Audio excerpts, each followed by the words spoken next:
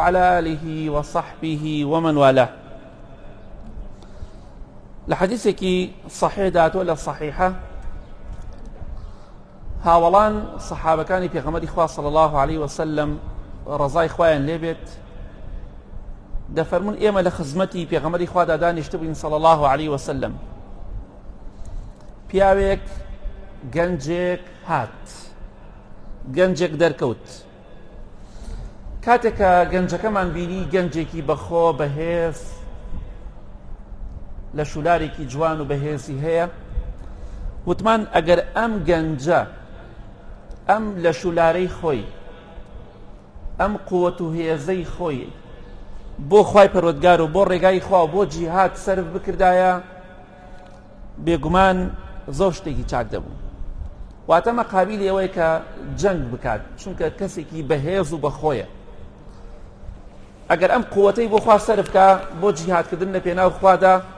بێگومان زۆر زۆر گەورەیە. پێغەمبەری خوا صلی الله عليه وسلم کاتێک گوێ لە قسەکەمان بوو فەرمووی وا ئەزانن ڕێگای خوا فی سەبیل الله تەنها ئەوەیە کە ئینسان بکوژرێ وا دەزانن فی سەبیل الله لە ڕێگای خوا تەنها جیهادە نەخێرەوە غەڵەتێ گەشتوونە بۆیە دەفەرمێ من سعى على والديه ففي سبيل الله هەر کەسێک خزمەتی دایک و باوکی بکات ئەوە جیهاد دەکات و لە پێناو خوادا ئەوە لە ڕێگای خوادا جیهاد دەکات مادەم خزمەتی دایک و باوک دەکات. گەنجی خۆشەویست خوشکی بەڕێزم کاتێک دەبینیت دایکت باوکت بە تۆ دەڵێ فڵان شتم بۆ بکە بێگومان بەلەوە لە دوای عیبادەتی خوا لە دوای نوێژ گەورەترین چاکەیە بۆیە سپاسی خوا بکە کە دایکت باوکت بە تۆ دەڵێ فڵان ئیشم بۆ بکە دڵت خۆش بێ دڵخۆش بکە باوکت دایکت ئیشی ئەدا بەسەر تۆدا لە ناو مناڵەکانە تۆی هەڵبژاردووە کەواتە خوای گەورە تۆی هەڵبژاردووە ئەو چاکەیە بکەی والله عیبادەتێکی زۆر گەورەیە کە ڕێز و حرمە لە دایک و باوکی خۆت بگری دڵی دایک و باوکی خۆت خۆشکەی. بۆیە خۆشەویستی خوا صلی الله عليه وسلم فەرمووی هەر کەسێک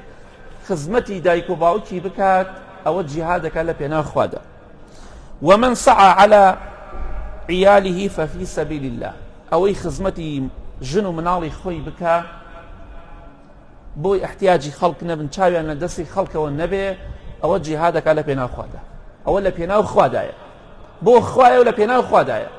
چونکە دەیەوێت ژن و مناڵەکەی احتیاجی خەڵک نەبن کەسابەتەکە ئیشەکە ماندوو ئەبێ بێگومان بەخوای گەورە بە جیهاد بۆت ئەنووسێ لە پێناو خوادا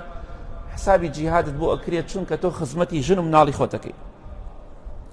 ودەفەرمێ ومن سعى على نفسه ليعفها ففي سبيل الله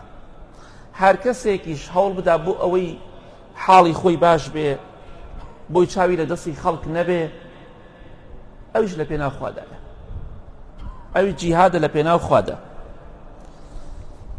وەنەبێ ئینسان هیچ کاتی پێویستی بە خەڵک نەبێ هەر چیەک بی پێویستی بە خەڵکە بێ ئیلا کۆمەڵە نوقسانیەکەتە هەیە مرۆڤ وا خوای گەورە وا دروستی کردووە لایەکی باشە لایەتی نوقسانی هەیە کەم و کوڕی هەیە بۆیە پێغەمبەری خوا فەرمووی صلی الله عليه وسلم بەس هەر کەسێک هەوڵ بدا ماڵ و سەرۆت و سامان بە حەڵاڵ و بە حەرام کۆ بکاتەوە ئەوە لە پێناو شەیطانایە چونکە هەوڵەکەی ئەوەیە تەنها پارە و پول کۆ بکاتەوە ئیتر بە هەر جۆرێک بێ بە هەر شێوەیەک بێ کێشەی نییە بەس دەستی کەوێ چۆن خۆڵی خەڵک ببڕێ چۆن خەڵکی فێڵ لە خەڵکی بکە و خەڵکی بخەڵەتێنێ ئەمە کارەساتە بەخوا هەر کەسێک ماڵ و سەرۆت و سامانی زیاد بکە بە حەرام ئەوە لە پێناو شەیطانای لە پێناو خوادانی کەواتە خزمەتکردنی دایک و باوک و ژن و مناڵ جیهادێکە لە پێناو خوادا دەکرێ بۆیە بە کەمی مەزانە کاتی خزمەتی ژن و مناڵەکەی خۆت ئەەکەی بۆی چاویان لە دەستی خەڵک نەبێت. لە حەدیثێکی صحیح داتەوە لە صحیحە خوای گەورە دەفەرمێ حەدیثێکی قودوسیە وعزتي لا أجمع على عبدي خوفين ولا أجمع له أمنين شيء سيون دخوا خواي گەورە جوان گوێ بگرن ئەوانەی کە دەڵێن ئێمە بەهەشتین ئەوانەی کە دەڵێن ئێمە چیمان کە گوناحمان نییە چیمان کردووە جوان گوێ لەم حەدیثە بگرن خوای گەورە سوێنە خوا ئیتر تۆ حرە بڵێ خوا غەفوور ڕەحیمە ئەو خوای کە غەفوور ڕەحیمە ئەو خوایە وا دەفەرمێ لەسەر زمانی پێغەمبەری خوا صلی الله علیه و سلم بۆ ئێمەی باس کردووە خوای گەورە دەفەرمێ سوێن بە گەورەی و دەسەڵاتی خۆم سوێن بە عیزەتی خۆم بۆ عەبدەکەی خۆم دوو ترس کۆ ناکەمەوە دوو هێمنی و ئارامیش کۆ ناکەمەوە دوو ئەمنیەت چۆن دەفەرمێ إذا أمنني في الدنيا أخفته يوم القيامة هەر کەسێک لە دنیادا لە عەزابی من ئەمین بێ بڵێ چیم کردووە من بەهەشتیم گوناحم نییە تاوانم نییە هەر کەسێک ئەمین بێ لە من لە دنیادا هیچ ترسی خوای نەبێ ئەفەرمێ سوێن بە گەورەی خۆم دەیترسێنم لە قیامەتە دەیترسێنم دەیتۆقێنم ئەوەی بڵێ لەخوا ناترسم ئەوەی بڵێ من چیم کردووە من بەهەشتیم سبرا خەڵک بدوێنە زۆر بڵێ چی ماکڕۆ بەهەشتین هەر کەسێ ئەمرێ گشتی نێرێ بۆ بەهەشت کاکە بەهەشت جانم بەدەستۆ نێمام حاجیکیان مڵکی خوایە مڵکی تۆ نییە جا خوای گەورە سوێنی خوای فەرمی بە عیزەت و دەسەڵاتی خۆم هەر کەسێ لە دنیادا لە من ئەمین بێ و لێم نەترسێ لە خۆم نەترسێ لە عەزابم نەترسێ لە جەهەنەم نەترسێ ئەیترسێنم لە قیامەت ئەیتۆقێنم ئەمە خوا دەفەرمێ ودەفەرمێ وإذا خافني في الدنيا أمنته يوم القيامة هەر کەسێکیش لە دنیادا لێم بترسێ لە عەزابم بترسێ لە قیامەت ئەمینی دەکەمەوە هێمن و ئارامی دەکەمەوە کەواتە لە دنیادا لە خوا نەترسی ئەمین بی لە قیامەت ئەمین نیت هەرکی کۆ نابێتەوە لە دنیادا لە خوا بترسی لە عەزابی خوا بترسی لە قیامەت ناترسی دوو خەوف دوو ترس کۆ نابێتەوە دوو خۆشی و ئەمنیەت و ئارامیش کۆ نابێتەوە جا بۆیە داواکارم ئەو کەسانی کە خەڵکێ نێرن بۆ بەهەشت و چەڵێن چیمان کردووە خۆمان بەهەشتین با لە خوا بترسن خوای گەورە سوێنی خوا دوایان ترسێنن لە قیامەت پێغەمبەری خوا صلی الله علیه و سلم تا بەیانی گریاوە لە ترسی قەبر و قیامەت تۆش ئەڵێ چیم کردووە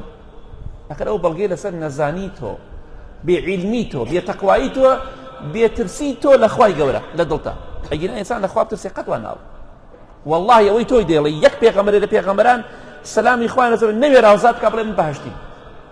لە خوا ترساون ئیبراهیم ئەزانی چێ فەرمێ سەلامی خوای لەسەر بێ کە خەلیلی خوایە خۆشەویستی خوایە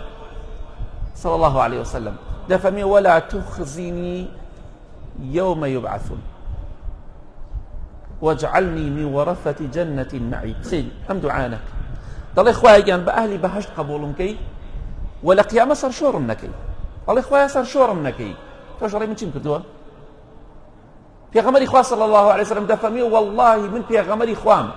صلى الله عليه وسلم نازم لقيامة مسرادي توش علي من شم كدوا بهشتيم ئەمە کارەساتە بەخوا ئەمە ئینسانێک لە خوا بترسێ شتانە ناڵێ خوای گەورە سوێنی خواردو ئەوەی لێم نەترسی ترسێنم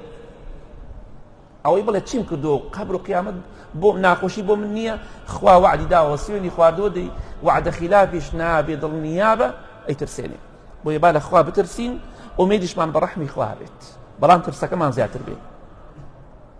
چونکە پێغەمبەران و پیاو چاکان سلام و ڕەزا و ڕەحمەتی خوایان لێبێت ترسەکەیان زاڵ بوو بەسەر دڵ ئارامەکەیانە هێمنێکەیانە زیاتر ئەبێ بترسی لە حەدیثێکی صحیحی ئیمامی بوخاری مسلم داهاتوە خۆشەویستی خوا فەرمێ صلی الله عليه وسلم کاتێک کە خوای گەورە عەبدێکی خۆش بوێ خوا لەو کەسانەمان بگیڕێ یا ڕەبی هەر کاتێ عەبدێک ژن بێ یا پیاو خوای گەورە خۆشی ویست پاداشتەکەی چییە دەفەرمێ بانگی جوبرەئیل دەکات سەلامی خوای لەسەر بێ خوای گەورە بانگی جوبرەئیل دەکات دەفەرمێ ئەی جوبرەئیل من فڵان کەسم خۆشەوێ فڵان کەسی کوڕی فڵان کەس فڵان کەسی کچی فڵان کەس من خۆشم دەوێ تۆش خۆشت بوێ جوبرەئیل خۆشی دەوێ سەلامی خوای پەروەردگاری لەسەر بێ فەرمانی خوا جێبەجێ دەکا ناوت لە سەروی عەرشەوە لە ئاسمانەکان دەبرێ فڵان کەس خوای گەورە دەفەرمێ من خۆشم دەوێت تۆش خۆشت بوێ ئەوش فەرمانی خوا جێبەجێ دەکا خۆشی دەوێ ئەمجا جوبرەئیل سەلامی خوای لەسەر بێ لە هەموو ئاسمانەکان هەر حەوت طەبەقەی ئاسمان لە هەموو ئاسمان بانگ دەکات چی بانگ ئەڵێ چی دەفەرمێ ئەی مەلایکەکان کە مەلایکە چەند ئەوەندەی مرۆڤەکان زۆرن سەلامی خوایان لەسەر بێ ئەفەرمێ خوای گەورە فڵان کەسی کوڕی فڵان کەس فڵان کەسی کچی فڵان کەسی خۆش دەوێ ئێوەش خۆشتان بوێ ئەو کەسانش هەرچی مەلایکی ئاسمانێ هەمووی خۆشیان دەوێ ئەمجا پێغەمبەری خوا فەرمێ صلی الله عليه وسلم ئەو خۆشەویستی کە لە ئاسمان هەیە لەلایەنی خوای پەروەردگار و مەلایکەکانەوە دێتە خوارەوە بۆ سەر زەوی لەسەر زەویشە خەڵکی ئیماندار ئەو کەسەی خۆشەوێت یا ڕەبی خوا لەو کەسانەمان بگێڕن جا بۆیە زۆر ئەمە نیعمەتێکی زۆر گەورەیە ئینسانێک خوای گەورە خۆشی بێ ئەوە خوا بەرزی دەکاتەوە بە جۆرێک لای مەلایکە باست دەکات لە هەموو ئاسمانە ناوت دەبرێت